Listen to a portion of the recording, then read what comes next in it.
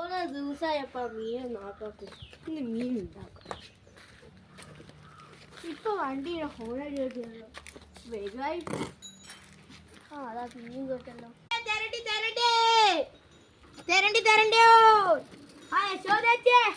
നിങ്ങളെ കൊറേല്ലോ കണ്ടിച്ചേ. ഞാനൊന്ന് മോനിപ്പോ വീട് ഇതെന്റെ വീട്. നിങ്ങളെ മോനെന്നാ ഇപ്പൊ ചെയ്യുന്നേ? എന്റെ മോനിപ്പോ പണിയെല്ലാം എടുക്കുന്നു. നിങ്ങളെ വീട്ടിൽ കൂടെ എപ്പ ഇനി? ഈ മാസം അടുപ്പിക്കൂന്ന് തോന്നുന്നുണ്ട്. നമ്മളെല്ലാം വിളിക്കുവാ. പിന്നെ വിളിക്കാണ്ട്. നിങ്ങൾ ഇക്കാലത്ത് നിങ്ങൾക്ക് സുഖമില്ലാത്തോണ്ട് പോയതാ? അതാ പറ്റിയേ? വല്ലാണ്ട് തണുപ്പ്, അതുകൊണ്ട് പായായി വന്നില്ലേ. നിങ്ങൾക്ക് എന്നാ മീനെന്നാ വേണ്ടേ? നമുക്ക് മത്തിയുണ്ട്. എത്ര പൈസ? മത്തിക്കല്ലോ കാക്കില 50 അങ്ങനെയല്ലേ ഉള്ളു. നിങ്ങൾ തരണ്ടി ആരെ തരണ്ടിയുണ്ട്. എത്ര 1 കിലോ 150 ഉള്ളു.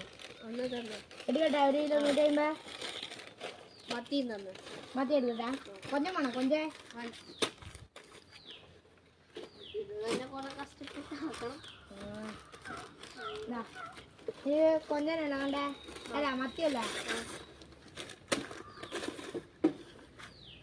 എത്രയും പൈസ? എല്ലാം കൂടി ഇപ്പൊ 350 കേട്ടോ.